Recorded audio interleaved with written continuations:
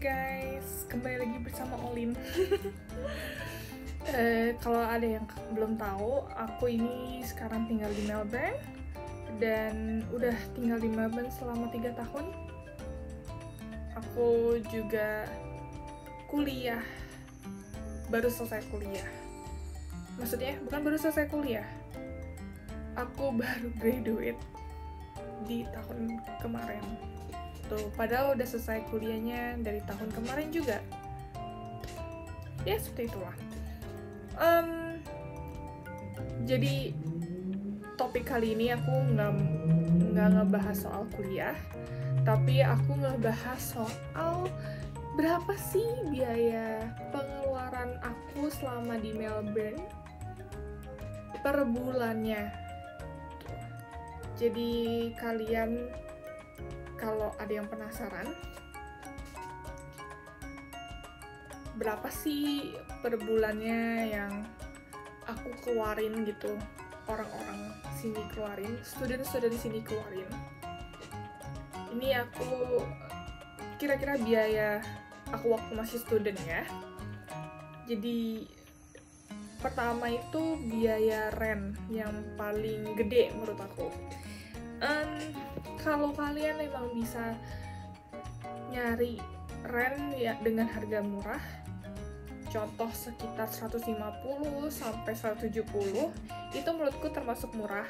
Tapi aku yakin banget itu nggak di CBD, itu di daerah Box Hill dan sekitarnya. Jauh gitu, maksudnya mau ke city, mau ke CBD itu sekitar 30 menitan by train. Bentar, aku atur posisi dudukku dulu ya. Nah ini kayaknya enak nih. Jadi waktu itu dulu aku tinggalnya di Box Hill, sekitar biaya rent itu sekitar 165 per week ya. Jadi aku kasih range-nya aja ya guys, aku mungkin susah kali ya kalau spesifik gitu ya. Range harganya kalau rent kalian bisa dapat murah sekitar 160. Dulu aku bisa dapetin 150, tapi nggak bertahan lama di sana. Ada satu dan lain halnya. Jadi sekarang rent itu 160 sampai 170 per week, dan sekitaran per month-nya ini aku kasih roughly ya guys, 650 sampai 700 per month. Ya. Itu menurutku termasuk murah karena itu jauh dari CBD.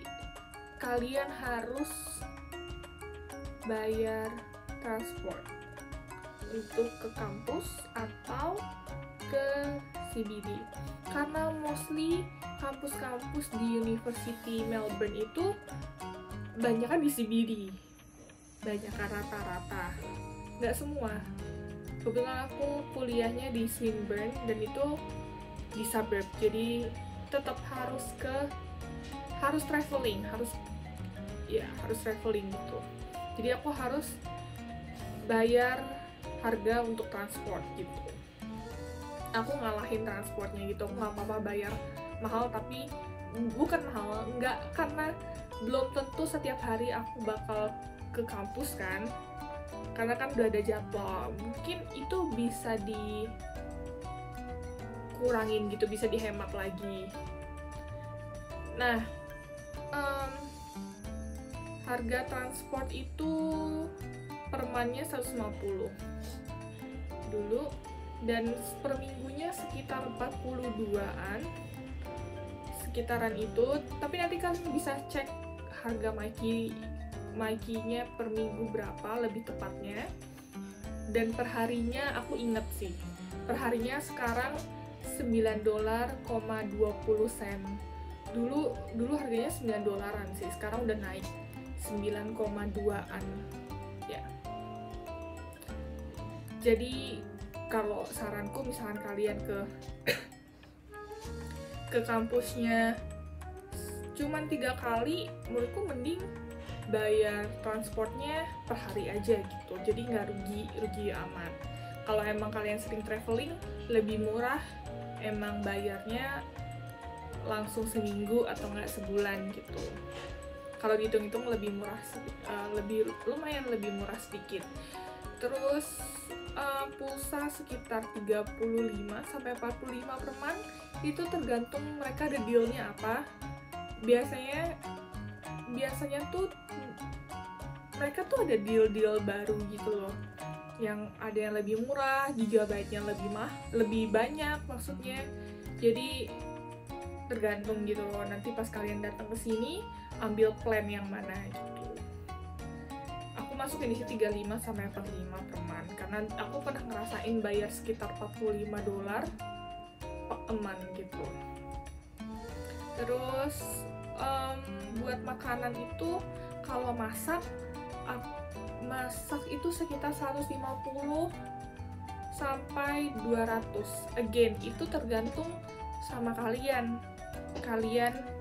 masaknya kayak apa, belinya apa gitu. Tapi yang aku rasain dan selama ini aku masak seminggu itu tuh aku habisnya sekitar 40,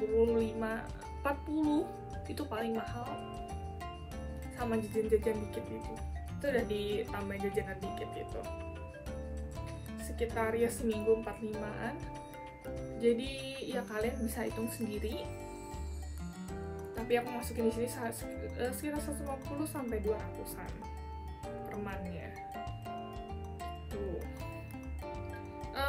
Karena setiap orang beda-beda ya. Kalau kalian emang lebih prefer makan di luar, jelas harga biaya per bulannya lebih mahal gitu, karena satu makanan di sini tuh di area CBD Melbourne City, kayak daerah city-nya Melbourne itu sekitar $15 gitu loh. Mungkin kalian bisa nyari yang harganya murah gitu, $11 mungkin ada gitu. Ada, pasti ada lah. Cuman kalian harus tahu gitu belinya di mana. Jadi itu sekitaran makanannya. Sama aku sih, kalau aku masukin dana darurat di sini. Jadi dana daruratnya itu mungkin nggak per bulan kali ya, mungkin ada jangka waktunya. Kalau misalkan jaga-jaga, aku dulu pernah kekunci di luar. Jadi kebetulan aku mengunci diriku di